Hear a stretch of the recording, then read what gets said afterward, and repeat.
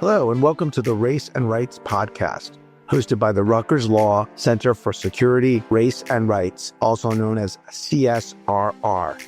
This is Jonathan Hafetz, professor of law at Seton Hall Law School and a faculty affiliate at CSRR. I am also the host of the Law on Film podcast, a podcast that looks at law through film and film through law, and where this episode is cross-published.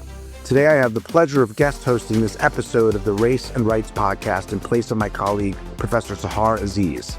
The Race and Rights podcast explores the myriad issues that adversely impact the civil and human rights of America's diverse Muslim, Arab, and South Asian communities here as well as abroad. If you find the podcast informative, consider supporting it by making a donation at csrr.rutgers.edu and press the donate button. You can also follow CSRR on social media at Rutgers CSRR on Instagram and LinkedIn, and at RUCSRR on X and Facebook. This episode will look at the film Ali. Muhammad Ali is widely recognized as one of the greatest athletes of all time and one of the most important figures of the 20th century. In addition to his long and celebrated career as a boxer and three-time heavyweight champion of the world, Ali changed the conversation about race, religion, and politics in America. Ali's refusal to be inducted into the military during the Vietnam War on religious grounds, profound act of resistance that resulted not only in Ali's 3-year exile from boxing, but also a criminal conviction and 5-year prison sentence until it was finally reversed by the Supreme Court, represented a pivotal moment of the 1960s. Ali's been the subject of numerous books and documentary films. He's also the subject of the 2001 Hollywood biopic, Ali, co-written and directed by Michael Mann and starring Will Smith as Ali, which focuses on the approximately 10-year period from Ali's capture of the heavyweight crown from Sonny Liston in 1964 to his fight against George Foreman in Zaire in 1974, the famed Rumble in the Jungle. Once a sharply polarizing figure, over time, Ali became one of the most celebrated and eulogized figures in America, whose rich, if not incomparable legacy reverberates around the world today. I'm joined on this episode by David Zaire. Dave is the sports editor at The Nation magazine. He also hosts Edge of Sports television on the Real News Network and the Edge of Sports podcast. Dave is the author of 11 books, including Jim Brown, Last Man Standing, and 2 books about Muhammad Ali, The Muhammad Ali Handbook, which surveys Ali's career, and What's My Name, Fool? Sports and Resistance in the United States, which looks at Ali and sports and resistance in the country. Dave has been called the best sports writer in the United States by New York Times icon Robert Lipsyte. He has spent his career probing the intersection of sports, politics, and society. Dave, it's great to have you on Law and Film. Welcome. Oh, it's so great to be here. Thanks for having me. So Muhammad Ali was born Cassius Clay in Louisville, Kentucky in 1942. In your book on Ali, you talk about some of the formative experiences for Ali of growing up in the segregated South, including the impact that the brutal murder of 14-year-old Emmett Till had on him. Ali was about the same age at the time. How did these experiences help shape Ali? Well, what I think shaped Ali most fundamentally is, unlike a lot of heavyweight boxers in his era, he grew up very firmly in the Black working class. I mean, you think about somebody like Sonny Liston, who didn't know how old he was because he'd been abandoned so much as a child, or Joe Frazier, for example, if people know anything about his hard scrabble upbringing. Muhammad Ali grew up in a 2-parent home. He just had one brother, and his father worked as a house painter, and his mother was a homemaker and at a part-time domestic worker. Now, this was just not the typical soil which grew heavyweight champions or many boxers in this country, frankly. And certainly I'm not just talking about Black boxers, to be clear. I mean, you think of the white ethnics who came up like Jake LaMotta. These were not happy upbringings. And LaMotta's, of course, just one of legions of examples. And I think this shaped Ali because his father, Cassius Clay Sr., who was incredibly frustrated because he had talents as a painter, but was a house painter. He read things the father did about Nation of Islam, Marcus Garvey. There were things around the house, for example. And growing up in the Black working class in the 1950s also meant you grew up with a sense of expectation that your life should be better. That's more of a white America thing, but could be better than your parents' life.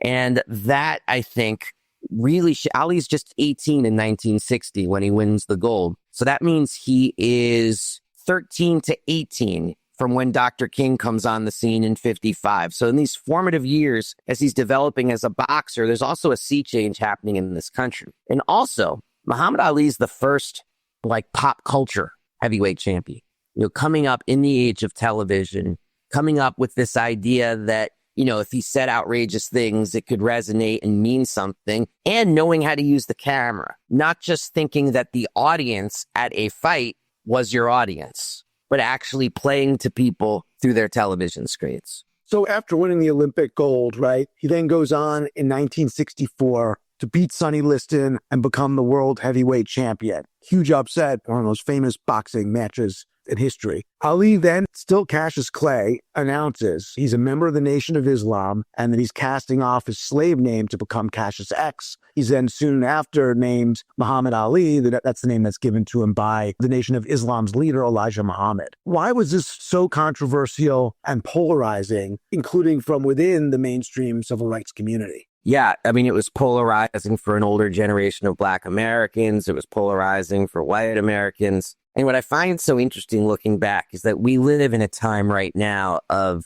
deep Islamophobia in our country. And looking back, the fact that he was becoming a Muslim was less of a big deal than he was becoming what the press called a Black Muslim. George Foreman said that to me directly, that growing up, Ali scared him. He said, Ali scared me because he joined the Black Muslims. And I said to George Foreman, you mean because he was a Muslim? And he was shocked that I said that. And he said, no, because it was saying he was Black.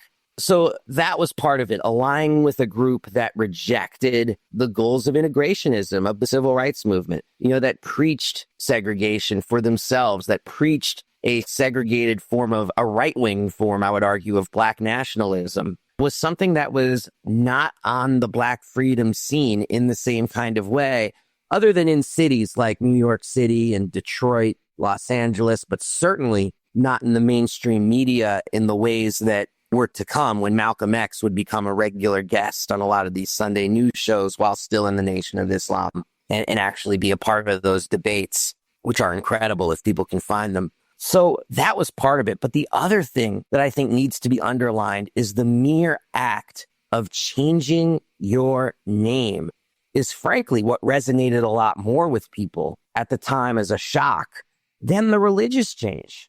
Because you didn't change your name, especially as the heavyweight champion. I think one person said, ask Coca-Cola why they don't change their name. I forget who said it, but it's a good line. And I think that the name change issue was a shock for people because it was being done on political grounds and because it was being in religious grounds, of course, and because it was being done right at the height of his powers. And you think about that, it would be like if, as we were doing this podcast after the Super Bowl, if Jalen Hurts not only said he was changing his name to whatever it might be, but also saying it from the stage because he's holding the Lombardi trophy in front of the world. It's the highest possible peak. He's like, by the way, that's not my name anymore. And, it became the policy of even the New York Times until I believe 1970 before they called him Muhammad Ali. So 6 years, they didn't use his name. People like Robert Lifside, who you mentioned earlier, would get around it by always saying, also known as Muhammad Ali. He insisted on that his name be in there. But that was the rule at the times. And then also the name then became a totem where, as the 60s went on, where whether you called him Cassius Clay or Muhammad Ali, it said something about who you were. It said something about the politics you stood with. So you could have a barber shop where someone would say, hey, who's going to win the fight? Oh, I think it'll be Ali. Oh, really? I don't think Cassius has a chance. And then all of a sudden, the political direction that somebody's coming from as well. That was the power of the name change. Yeah, and I think also other boxers, right, became an issue with Ali where other boxers, his competitors, some of them anyway, refused to call him by Muhammad Ali. And there's one fight or a number of fights. Pete Carroll, who, by the way, had really good politics. I tell this story and people think he was backwards politically or something. But Ernie Terrell, you saw him interviewed. He's just so smart. He was doing this because he felt like it got under Ali's skin, because he saw in other fights it never happened in the fight before, but he saw in other fights the way in the lead up to the fight, people would call him Cassius and Clay and it would piss him off. And Terrell was like, what if I play that up dramatically, whisper it to him before the fight starts, all this stuff. But he didn't realize at that time that he was going up against the greatest. So instead of just making him make a mistake because he was flustered, it just made him angrier. And Terrell was destroyed in the ring. And I think it's amazing what you say about how long it took, even among like the New York Times. I mean, now I feel like, looking back this many years later, the Cassius Clay is almost like a trivia question, right? For people, Ali, he won that battle, but Ali won the battle. Yes. He won the naming rights to himself. I mean, it was one of those, he's just come off the win over Sonny Liston, right? He's very photogenic, very charismatic. One of those things where he created tension with public opinion with the name change, right? Ultimately, it kind of resounds to his iconic status. And the other one is, right, I mean, and I think, to me, the most significant moment in Ali's life, career, and is his refusal to be inducted in Vietnam in 1967. And what strikes me, most is that Ali could have taken the easy way out right after. He could have, a lot of other boxers would put on like morale building events and other things to not have to fight, but he doesn't. And he paid a steep price. He's stripped of his title and from boxing in the U.S., forced to surrender his passport so he can't fight overseas, and convicted and sentenced to 5 years, which, and I realized, in doing research for this podcast, just how close he came to actually having to serve. And I think... May I interrupt, Jonathan, real quick? Sure. Yeah. I want to underline that 5-year sentence. We're talking about Leavenworth, federal prison. No soft sentence. No soft sentence. It was the maximum you could have gotten. Well, we'll talk about it. I mean, really close. And so while he doesn't go to jail, he pays a real price. And I think, you quote this in your book, you're quoting David Halberstam, the journalist, that Ali was the only person of fame that gave up anything to protest Vietnam. Now, I don't know if he's the only person, but, it's hard to think of someone famous who really actually, put his... Who else, though? I mean, when you think of actors, for example, who really put themselves out there, I mean, we're talking about primarily white actors. I'm thinking of people like Brando. I'm thinking of people like, Jane Fonda certainly did pay a price, but it's so interesting. Like other actors who stood up, who were part of that counterculture, they just became new Hollywood because of the generational divide in this country. Jane Fonda certainly did pay a price in terms of her image and amongst a lot of people in the United States for going to Hanoi and sitting in a live helicopter with the North Vietnamese army with the look of joy on her face, something she's apologized for since ad nauseum, but it'll never be enough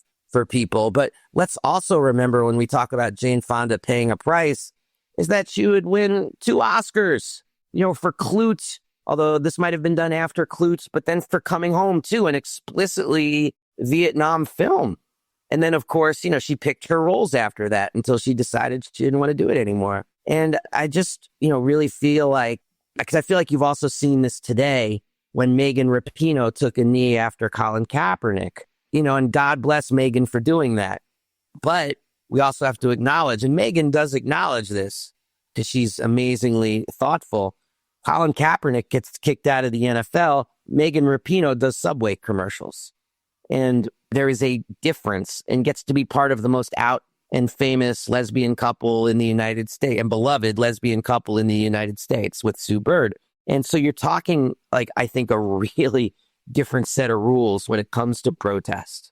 Yeah, I mean, and Ali, he loses, right, the suspension. He loses, I said 3 years old, it's close to about 3.5 years of his prime fighting, right? Ali would be, he went on to, other glories and some, things that weren't so glorious in his later fighting career. He would never be as good again as he was. I mean, these were his prime years. We need to talk about this because it's very important, because Ali's death and the last decades of his life, was a period when his beautiful voice and his beautiful way of using language were robbed from him because of Parkinson's disease. That was certainly aggravated dramatically by repeated blows to the head. And before, this is so crazy, before his suspension in 1967, he was the fighter who nobody could hit. And when afterwards, according to the statistics, no one got hit more. And he discovered to his own surprise that he had a chin made of concrete. He didn't know when he tried this new tactic. He's like, I might just get knocked out. But it turned out like he had a head like a ram and was able to, be this incredible fighter who would have these really long, really grueling fights where the other fighter would effectively punch themselves out. Ali would rope-a-dope, and there was no rope-a-dope before the suspension. Didn't exist. He didn't need it. And I say all this because Ali's original plan, and who knows if he would have stuck with this, because as Robert Lipsyte said, all these athletes get addicted to the warm. That's what Bob says, So who knows if this is true, but it is true when he started his boxing career that he said he wanted to retire at 30. And, when you get all your opportunity to make money taken away from you at age 25, then that's a tremendous financial blow as well. And it undercut his ability to retire young, which is what he said he wanted to do. Although I do say that with the caveat that no one wanted more attention than Ali, and who the heck knows if he actually would have done that.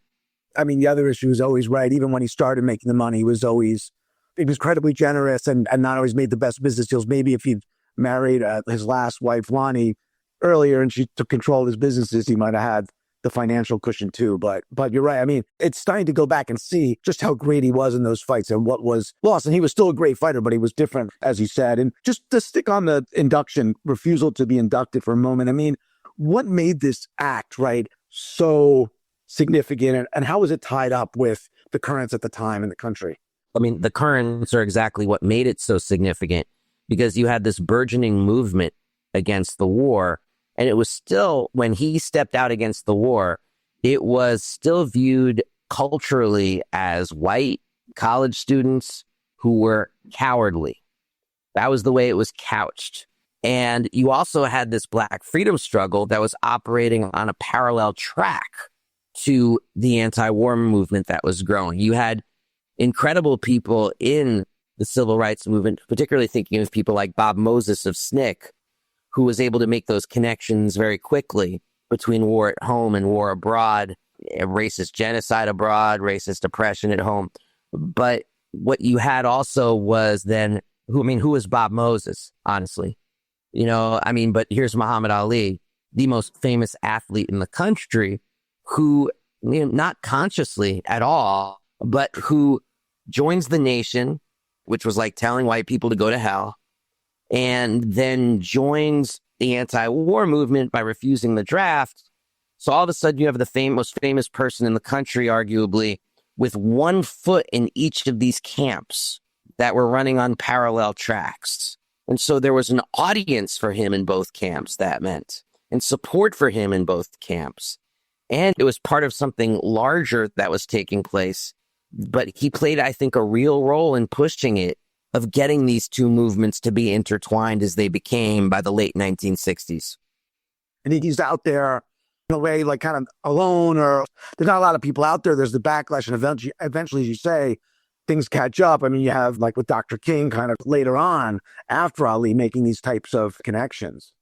And Dr. King, before he made his famous Riverside speech connecting the war at home and war abroad, he would reference Muhammad Ali. People would say to him, how can you talk about Vietnam? You should stick with domestic issues. And he was like, well, as Ali shows us, they are connected. So that kind of a reference point is also very important to understand. So for the meantime, right, before he comes back and before he achieves this sort of celebratory iconic status, he's almost sort of in the kind of wilderness, if you will. He's got money problems. He's banned from boxing. He can't fight at home, can't fight out of the United States. And he has a legal challenge. And it had, I think, two sort of components, right? One was that the claim that he was exempt from military service as a conscientious objector based on his religious beliefs. That goes to the Supreme Court. And then there was a separate challenge, which was to his suspension from boxing based on discriminatory treatment. That is, his license got suspended, but licenses of other boxers who had criminal convictions, including violent felonies like Sonny Liston, did not. So how did these legal challenges play out? And what happened at the Supreme Court? Well, for this, people should see the incredible documentary, The Trials of Muhammad Ali, because it's actually kind of complicated. And frankly, you would probably do better at articulating the legal aspect. You certainly would be better than I would. But what's clear about that film is the legal justification for his conviction to be overturned. I believe somebody in the film says it was like a piece of paper. It was a big nothing, a loophole. And really, it was something to put forward more because the justices really wanted to clear the decks and not have Ali go to jail for 5 years. I mean, the final vote was unanimous on the Supreme Court, while a previous vote, I believe, was deadlocked, but that was some time earlier. And it was that sense of where is the movement, what is happening to this country, the divisions. And as we see today, the Supreme Court is a political body, not a judicial one, as the founders intended. And so there was this sense of being like, okay, how do we clear the deck? And so his lawyer, who I believe was named Tom Crattenmaker, wrote this incredibly thin justification as it was described in the film, and then it was described legally, connected to the religious aspect, which was always kind of specious. But that is actually part of Nation of Islam dictates, that every member is a preacher, every member is a religious official. So with that pretext, he got free. It's so funny. The film, the way they explain it, is actually really interesting from a legal perspective. Yeah, I definitely would recommend seeing that. And as I said at the outset, it's, and I was sort of if you at a superficial level, it's unanimous, right? So it comes out, looks like it was, sort of like, just happened very swiftly, easy, was never going to be an issue. But it was really close. Like, it goes up to the Supreme Court one time, and it looks like, I think they weren't even going to hear the case, which meant because the lower courts had voted, the appeals court had voted to affirm the conviction, that would have been it. But Justice Brennan gets them to look at it.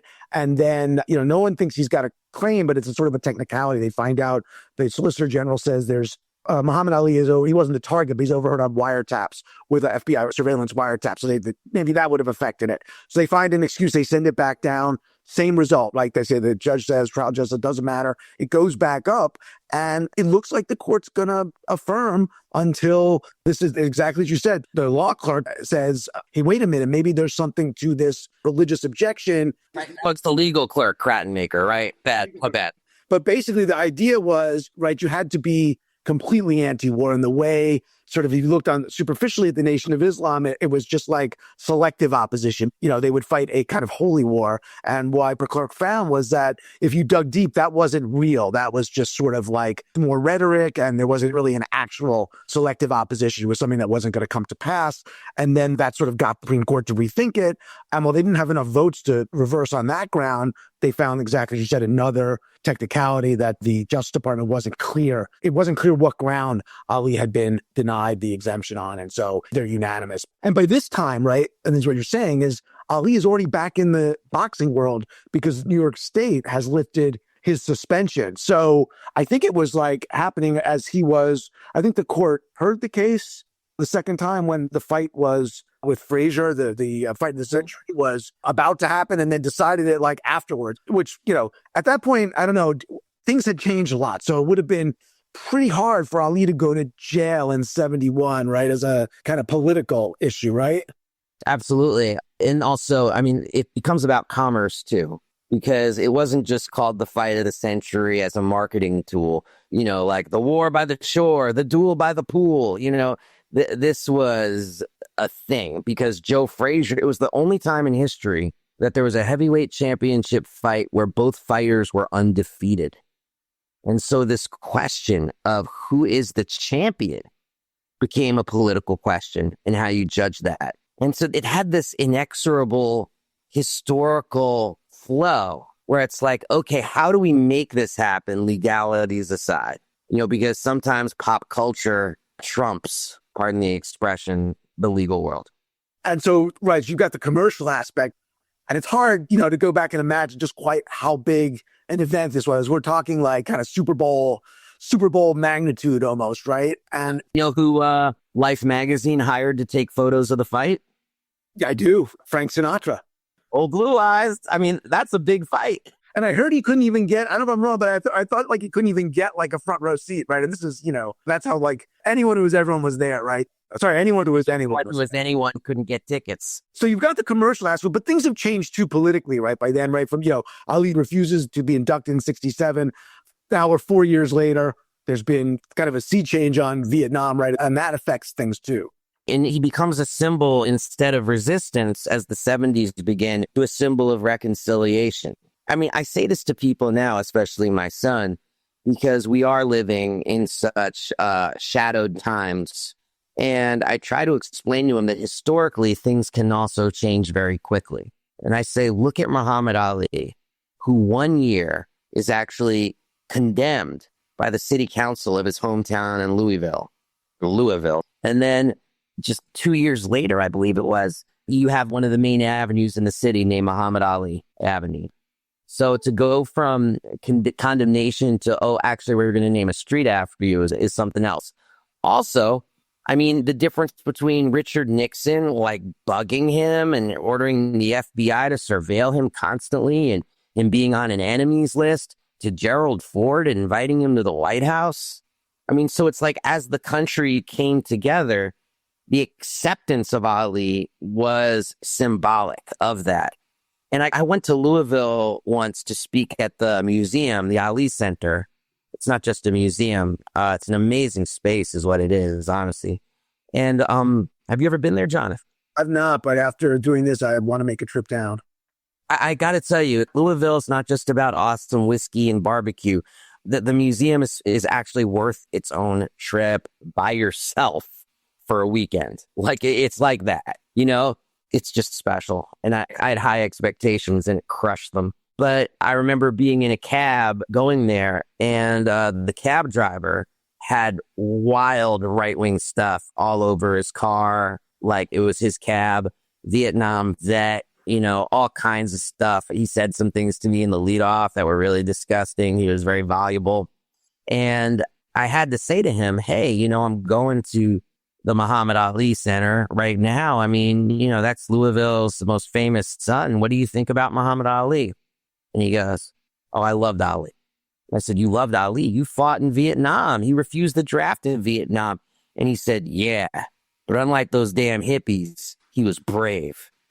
And I just thought it was so interesting how his mind worked in coming to that. Because, and also, I certainly don't know if this was the case, but Ali had a way of when he met you to make that experience feel very, very singular. Maybe it was a magic trick. Maybe it was a wink. Maybe it was a smile and a little, you know, a little this, you know, and all of that. And this is, you know, before iPhones or whatnot, but he would have been the guy to speak about all of these things to you, whatever it may be. And he would have taken a million photos with that iPhone. So, you know, that's what it's all about. You know, I mean, he loved people. He cared about people. He was an extrovert of the first order. And I think that, particularly in Louisville, just earned him so much goodwill over his lifetime. What comes across, you know, when you look, you know, well, the movies and the documentaries and reading about him is just how charismatic and authentic he was. There's just an authenticity to him, which I think resonates across, you know, like whatever people with different views. We're talking a lot about Ali's, you know, how his perception in America, but he's a global figure, right? And I think one of the key moments in Ali becoming this global icon is the Rumble in the Jungle, right? The 1974 fight against George Foreman in Kinshasa, Zaire. Ali, back from his suspension, regains the heavyweight championship. And this is captured brilliantly in the Oscar-winning documentary, When We Were Kings. So what was the significance of this fight? Well, the significance of the Rumble in the Jungle was that here was Ali as the great underdog, because George Foreman was seen as so fearsome at this time, coming off his Olympic victory in 1972. I mean, he was seen as like two Sonny Listons, and he was much bigger than Liston, much stronger than Liston, much more chiseled, definitely, than Liston. Didn't have the habits of Liston, and was certainly much, much younger than Liston, who wasn't sure of his own age when he fought Ali.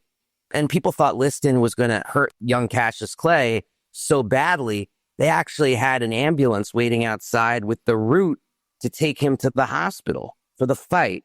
And that wasn't for the boxers. That was just for Ali. It was outside his locker, for goodness sakes. Imagine if you knew that, how much confidence that would give you.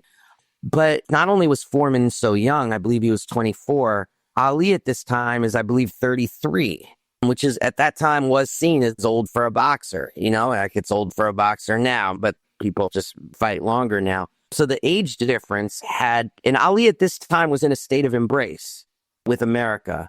certainly Black America entirely, and liberal white America, certainly. And he didn't have all of Black America in 1967. They were very split on him, and he certainly didn't have all of white liberal America, as the trials of Muhammad Ali shows so clearly. But by this time, he at least had those two groups in his camp. And as expressed by Howard Cosell in the documentary, there's just profound worry that he was going to go over to what was then called Zaire and get his head knocked off, get really hurt, have it be such a disaster for him personally, that Ali's not just the thought of victory, but the thought of survival becomes a part of the narrative of the fight. Then layer onto that George Foreman was somebody who at the 1968 Olympics, after he won the heavyweight gold, the day after Tommy Smith and John Carlos raised their fists on the track and field medal stand, Foreman grabs a little American flag and waves it and bows to all four sides of the ring. Foreman denies that had anything to do with Smith and Carlos. Sometimes it doesn't matter whether you deny it. You know, the symbolism is the symbolism, true or not true. Like, as we're doing this conversation, if I can reference something contemporary, people might know about Kendrick Lamar's Super Bowl halftime show and the fact that somebody took out a flag that said Sudan and Gaza in the background.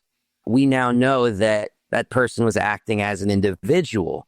Some people don't believe that person and think it was part of the operation of the halftime show. I believe it was the actions of the individual because I've seen an interview with him and his sincerity cracks the screen, and his accountability cracks the screen. But it doesn't matter either. It was part of the show. Whether it was planned, not planned, that's irrelevant to the statement that it makes. And that's what George Foreman was. And so that immediately set up this dichotomy of Ali, freedom fighter, George Foreman, reactionary. So that was a part of it. And then you have to layer on top of that, of course, the presence of Don King as promoter and the presence of Zaire and Mobutu Sese Seko and having the fight in Zaire. And you have Mobutu was a monster, but let's leave that aside. When you drove in from the airport, there was a big sign that said Zaire, where Black power is a reality. You know, they did concerts with people like James, as the documentary shows so well, James Brown, Hugh Masekela, who was at the time exiled from South Africa. I mean, so you're talking about not just a fight, but something that was legitimately Pan-Africanist, Black in the most international sense. And the fact that the people on the ground, of course, famously the kids would just, chase Ali when he would jog, the chant Ali Boumaye. At Ali's funeral, I saw this and heard this and recorded it with my own eyes and ears. As the coffin went through on the limo, people were chanting Ali Boumaye. I mean, think about that. White people, Black people, they were chanting it. I mean, Ali, kill them. Kill them, right? Kill him. That's what they're chanting. But obviously it represented so much more. It represented the connection between these kids and the champ, the Pan-Africanist ideal, Ali's charisma, so much. And then, of course, obviously can't tell the story of this without pointing out that Ali won also. Huge upset, beautifully captured on film in When We Were Kings. So beautiful. It was incredible what took place. If I could give one little fight detail that the film shows so clearly, it's just such a great detail, is that Ali, instead of rope-a-doping against Foreman, came out and threw right-hand jabs. And the right-hand jab, if you're a righty, is considered the ultimate disrespect for the other fighter because the hand has to travel farther. And so it's like saying, I'm so fast, you can't even block a right-hand jab. And Ali connected with it like repeatedly in the first round. I know this because I interviewed Foreman, made him utterly incensed. So interesting because it's known, the fight is, as you said, kind of known for the rope-a-dope in the later rounds, but that's so interesting. And then on the sort of, the way the narrative was, and I'm just thinking based on what you're saying, it's, Ali, as he depicted in the film, he's walking through, the streets around his training camp in Kinshasa or outside Kinshasa, people of all ages coming on, cheer him on. Boumaye Ali is the hero there. And Foreman, sort of keeps to himself. And when he's training or, getting ready, he gets a cut over his eye and they say he can't fight. So they've got to delay the fight. And Mobutu says, They won't let him out of the country. He's so uncomfortable there, they don't think he'll come back. So it's this other thing where Foreman's just sort of like keeps to himself and Ali is out there. So it's like this other contrast between, Ali just was eating it all up. Huge. Exactly. And that's the thing about Ali and what I said earlier about him being the first pop cultural mass media sports figure. His ability to have an instinct for the crowd was unbelievable. And I think Zaire is kind of the most beautiful high point of that because it does involve children. It does involve the masses in a way that's captured on film, and that's very beautiful. So, and I think you also see it in the trials of Muhammad Ali when he's been like debating college students, at Harvard or whatever. And outside on a microphone, you see that same ability to work the crowd. But obviously, that's footage that's not widely seen. And the Zaire footage is so iconic. One of the key parts of Ali, or in terms of him in television, is this special relationship that he has with the legendary sports journalist and broadcaster Howard Cosell, played in the Ali film by John Voight. Ken Burns' documentary has some incredible footage of many of their interviews. What was behind this special connection between the two, and why was it so important? Well, I really recommend that people check out the book, The Sound and the Fury by Dave Shine, and that's where you can learn about this in great detail. But, the fundamentals of it is that you had two people who loved to talk and two people who had a sense of the moment and a sense of the media. And you also had two people who were often felt like outsiders. Howard as a Jew from Brooklyn, Ali, of course, as a Muslim, Nation of Islam, anti-war. I mean, he had so many reasons to be an outsider in the world of boxing. And Cosell not only had a sense of injustice of what was being done to Ali and was angry about that injustice, and not only had a platform to express that injustice in very, very articulate terms, he also built trust with Ali himself at this difficult time. Because there wasn't anybody else in the white media, and frankly, black media too, at this time, that was willing to really stand with Ali the way Cosell did. And that's what really earned the trust.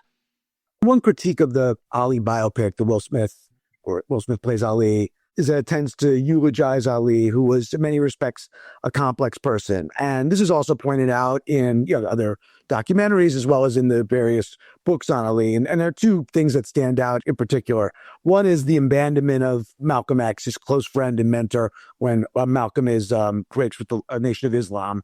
And the other was Ali's taunting of the rival with Joe Frazier, which bordered on racism.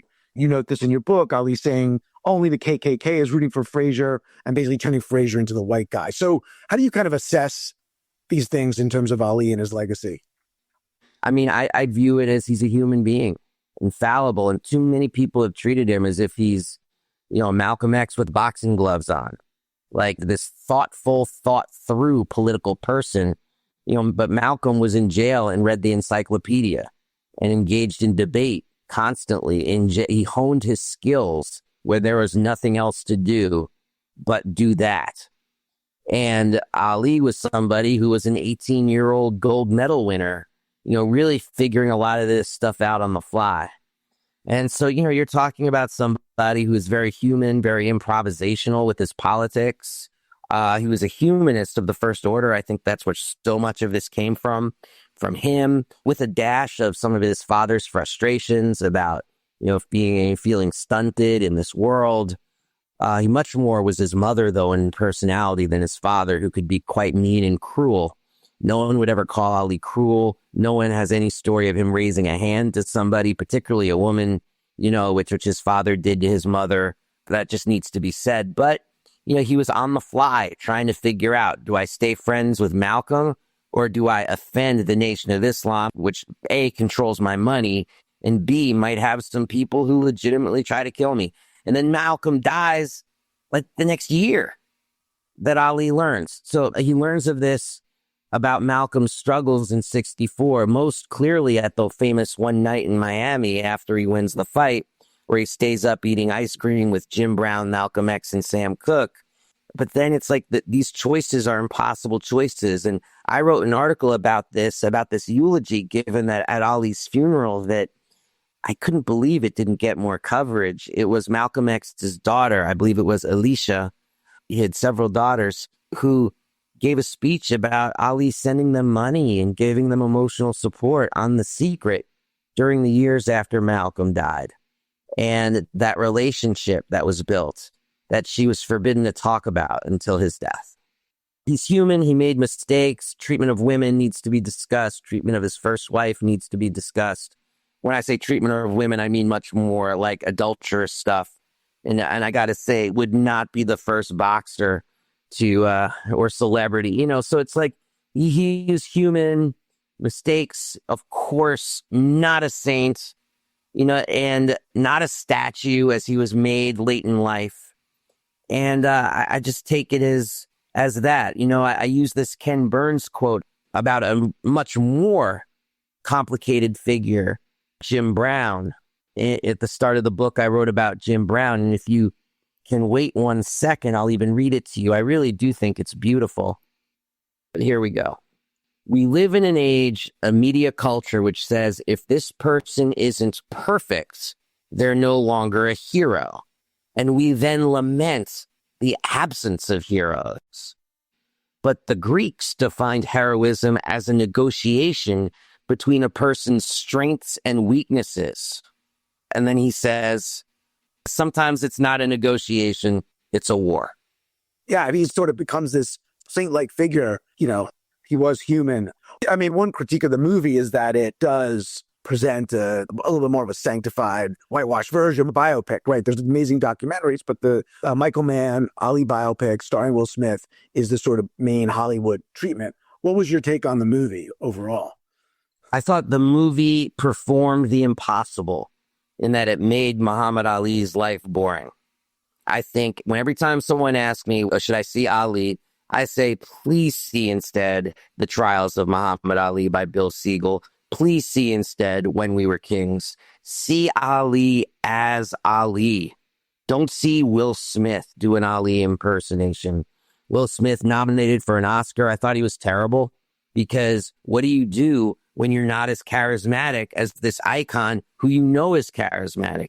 And I'll tell you, I think Ali's done much better, is portrayed much better in films like One Night in Miami, FX film directed by Regina King, or a play I saw about the Muhammad Ali. It was a great play in Dallas, about the relationship between Muhammad Ali and Stephen Fetchit, who was a part of his entourage in the early mid-60s after he joined the nation. It's just very odd. And it explored that relationship. When you have an unknown play Ali, I think it helps. It's still not as good as seeing Ali, and no one's as charismatic, but it helps because you're sort of seeing less of an impersonation and more of somebody entering the body of somebody else. Will Smith is Will Smith, and pinning back his ears doesn't make a difference. I thought the film was banal, as they say. I thought it was trite. I thought, like you said, it sanded out all the most interesting edges of his life. Yeah, I thought it was just a giant egg. And the fact that it got nominations for Voight as Cosell, I mean, that's embarrassing to me, that Voight got a nomination for that performance. A much better Cosell was actually John Turturro in the television film about the start of Monday Night Football. That's actually a much better Cosell. But yeah, so I really did think the film was terrible. Jamie Foxx was terrific as Bundini Brown. I'll say that. That was before we knew that Jamie Foxx would be Jamie Foxx. And I think he kind of steals the movie because everything else is just terrible to me. I mean, I shouldn't say terrible. It's not terrible, you know? And if someone said, hey, I saw Ali, I would say, oh, okay, that's cool. What did you learn? You know? So, it's not Heaven's Gate, for goodness sakes. I don't want to make it sound like that. But as someone like me who the bar is extremely high, if you're going to make an Ali biopic, it did not come close to clearing that bar. And there's so much actual footage in these various documentaries too. That's where you can see Ali, right? Picking up on that, you've written that we shouldn't ignore Ali was a powerful and dangerous political force. and then that it says something damning about the country, that he was only truly embraced after he lost his power of speech, stripped of that beautiful voice. Yes, and that's something that's certainly been said by others as well.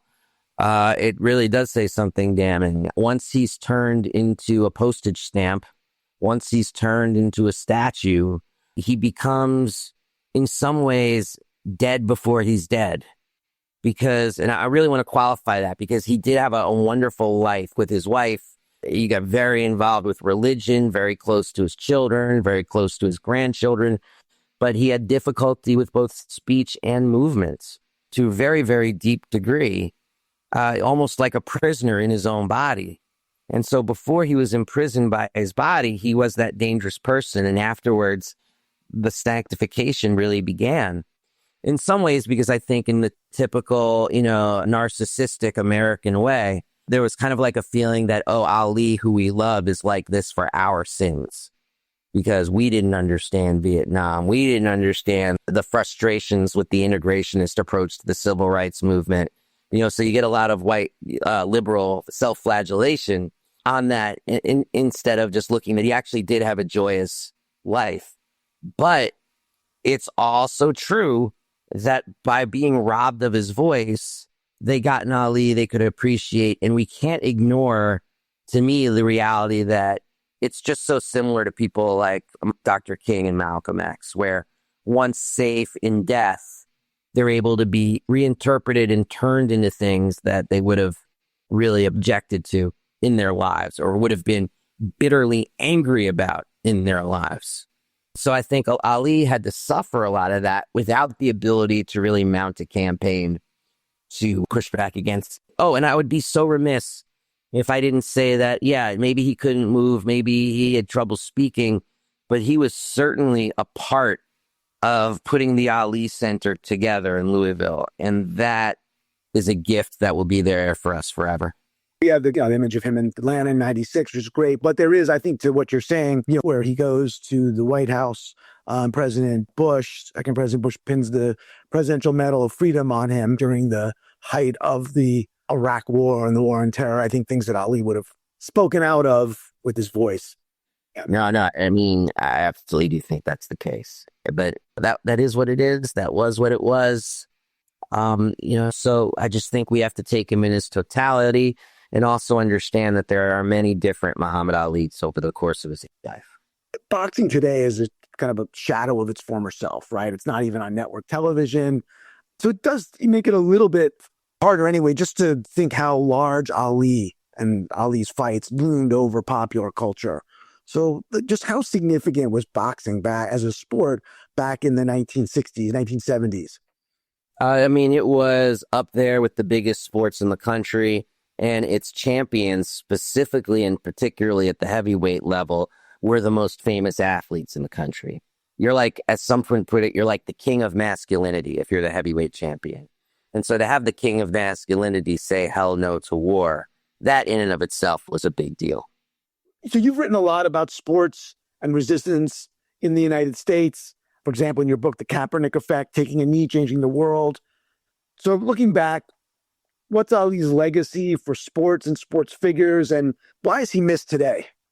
The legacy is of someone who risked and even gave up everything in terms of athletics, fame, money, because he believed in a bigger and a higher cause. That's the legacy. And when you see somebody like Maya Moore leave the WNBA at the height of her powers because she was fighting to free a man who she would then end up marrying because of an unjust jailing of this, imprisonment of this person. That to me felt very Ali. Like this idea that you're going to walk away from something that you've been doing your whole life because you do feel a kind of higher calling to do something for the world. Colin Kaepernick felt a higher calling and risked his career by taking that knee. And that's the legacy, because, several times that last season that Kaepernick had, he would walk in the locker room with all the cameras there. He'd be wearing a Muhammad Ali shirt. So it's this idea of if anybody criticizes you, you could just say, oh, what are your opinions about Muhammad Ali? It's like, what would you have said then? What do you say now? Those are very, very important and very powerful talking points for people who want to continue the tradition of sports and resistance. And for Ali, it was performance, but it wasn't performative. You know, like he laid it on the line. Very well put. Performance, but not performative. Dave, I want to thank you so much for coming on the podcast, talking about Ali. I encourage listeners to check out especially the documentaries about Ali and all the books written about Ali, including Dave's fantastic book. It's a rich world, and thanks for sharing your experience. Yeah, I'd be remiss, though, if I didn't say that the best book, in my opinion, about Muhammad Ali is called Redemption Song, Muhammad Ali in the Spirit of the 1960s. That's the one I recommend to folks most of all. Thanks, because there, I think, something like 800 or so. It's good to, in navigating the Ali literature, it's good to have your rec. Well, thanks again, Dave. It's been great chatting with you. Oh, it's been wonderful, Jonathan. Thank you so much.